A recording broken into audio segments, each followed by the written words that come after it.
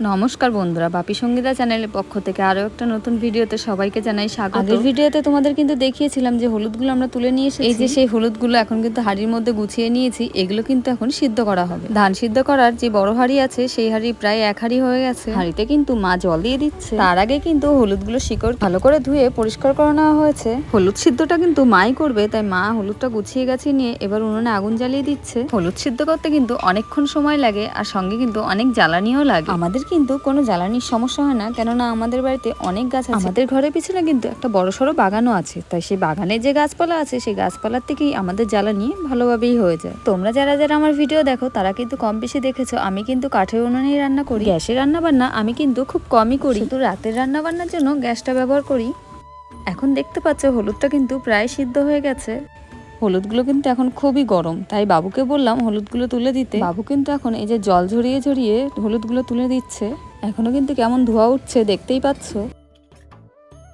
বাবু হলুদগুলো তুলে নিক, চলো তোমাদেরকে একটু আমাদের বাগানটা ঘুরে দেখাই। আজকে কিন্তু আমাদের বাগানটা পরিষ্কার করা হচ্ছে, তাই তিনজনাকে কিন্তু কাজে নেওয়া হয়েছিল, তারাই কিন্তু বাগানগুলো পরিষ্কার করছে। আমাদের এই বাগানে কিন্তু অনেক বাচ্চারা খেলা করে, তাই কিন্তু বাগানটা চারিপাশে পরিষ্কার করা হচ্ছে। আর যেহেতু গরমের ছুটি পড়ে গেছে, তাই কিন্তু বাচ্চারা সারাদিন বাগানেই থাকবে। আর যে বিশ্রী গরম পড়েছে, তাই কিন্তু এই বাগানে আসলে কিন্তু শান্তি পাওয়া যায়। মা কিন্তু এখন গরুকেও স্নান করিয়ে দিচ্ছে, যেহেতু গরম খুব, তাই গরুরও কিন্তু গরম লাগে।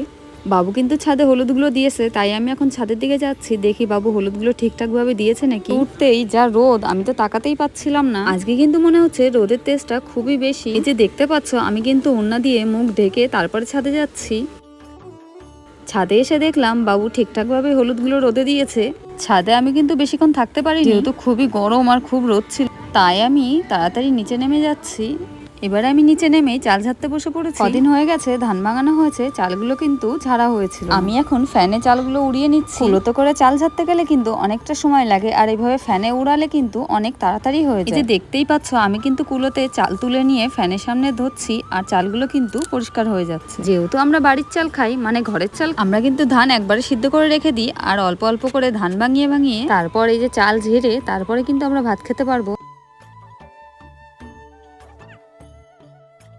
আমার চাল উড়ানো হয়ে গেছে, এবার কিন্তু আমি বস্তাতে ভরে নিচ্ছি। আমাদের যেহেতু অনেক অনেক চাল থাকে, তাই কিন্তু আমরা বস্তাতেই চাল রেখে দিই। বস্তাটা নিয়ে আমি সিঁড়ির উপর রেখে দিলাম, বাকিটা আমি গাবলা দিয়ে ভরবো। এবার আমরা 7 আপ নিয়ে বসে পড়লাম সবাই ঠান্ডা হওয়ার জন্য। সবাইকে দেওয়ার জন্য এই যে গ্লাসে গ্লাসে ঢেলে নিচ্ছি।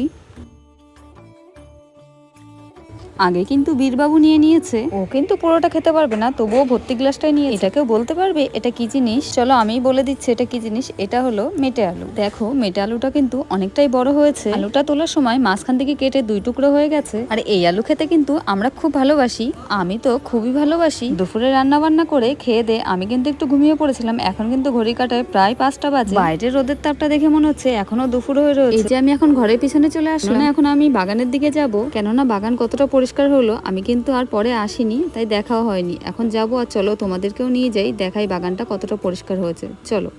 আমি এখান থেকে দেখেই বুঝতে পারছিলাম বাগানটা কিন্তু অনেকটা পরিষ্কার লাগছে, তাহলে চলো গিয়ে দেখি বাগান কতটা পরিষ্কার হলো।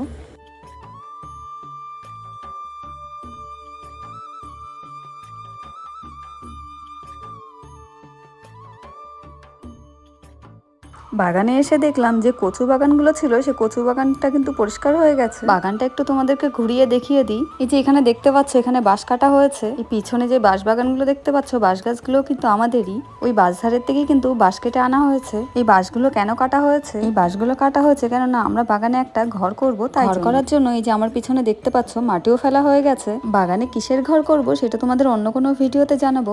এখন আমাকে একটু ছাদে যেতে হবে, ছাদে দেখি হলুদগুলো কেমন শুকালো। তো চলো ছাদে যাই।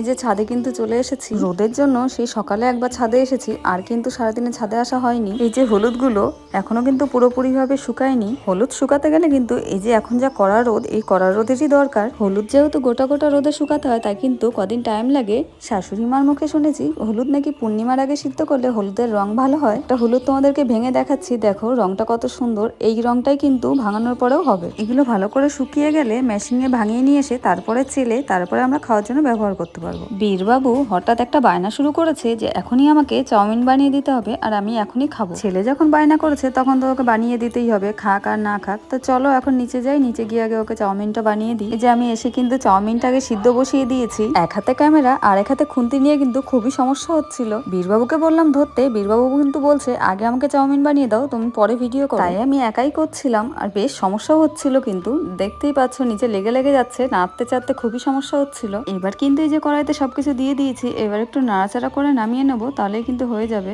চাউমিনটা কিন্তু বীরের আবদারেই হলো, খাওয়ার সময় কিন্তু সবাই একসঙ্গেই খাও। তোমরাও কি বাচ্চাদের আবদারে এরকম হঠাৎ হঠাৎ রান্না বান্না করো? যদি করে থাকো অবশ্যই আমাকে জানিও। এই যে আমার চাউমিন বানানো কমপ্লিট, এখন কিন্তু আমি বেড়ে দিয়েছি, তো সবাইকে দিয়ে দেবো এখন। তো আজকে সারাদিন কি কি করলাম সেটা তো তোমরা ভিডিওতে দেখেই নি। আজকের ভিডিওটা এইটুকুনি। যদি ভালো লাগে অবশ্যই লাইক, কমেন্ট আর সাবস্ক্রাইব করো। দেখা হবে পরবর্তী ভিডিওতে, ততক্ষণে যেন সবাই ভালো থেকো, সুস্থ থেকো।